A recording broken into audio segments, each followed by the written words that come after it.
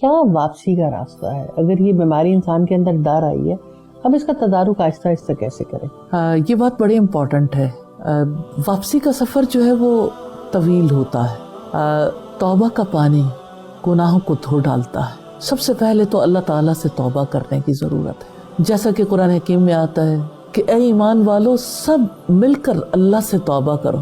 اللہ رب العزت سے توبہ کرنا دراصل پہلا کام جو ہے وہ تو اس سے ہو جاتا ہے۔ نبی صلی اللہ علیہ وسلم نے فرمایا الندم توبہ، یعنی انسان کے اندر اگر برائی پر ندامت ہے نا تو توبہ سے پتہ چل جائے گی، ندامت ہی تو توبہ ہے۔ اچھا، پہلی بات تو یہ ہے کہ انسان توبہ کا سلسلہ مسلسل جاری رکھے، استغفار کرے، اپنے گناہ کا احساس، اللہ تعالیٰ سے اس پر بخشش مانگنا اور اس پر توبہ کرنا، یہ پہلی بات ہے۔ دوسری بات یہ کہ اللہ تعالیٰ سے توفیق مانگیں کہ یا اللہ میری استطاعت نہیں، میری قدرت نہیں، تو مجھے توفیق ہے۔ میں تو اپنے خیالات کو بھی کنٹرول نہیں اپنے خیالات پہ کنٹرول نہیں کر سکتی، یا اللہ تو توفیق دے دے، بے شک یا اللہ تو توفیق دے دے۔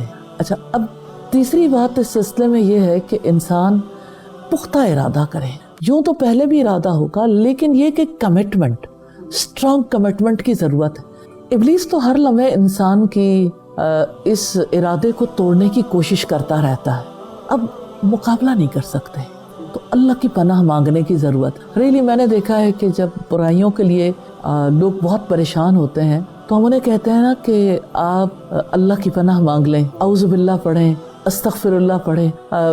میں اکثر لوگوں کو دیکھتی ہوں کہ لوگ کہتے ہیں کہ ایک دن میں ہماری ایسی بری صورتحال ہو جاتی ہے، شام تک منہ ہی ٹوٹ جاتا ہے کہ پڑھ پڑھ کے کہ اس کے تو ہمیں پتہ چلتا ہے کہ ہم سارا وقت اسی وسوسے میں مبتلا رہتے ہیں، بار بار ایک ہی سوچ۔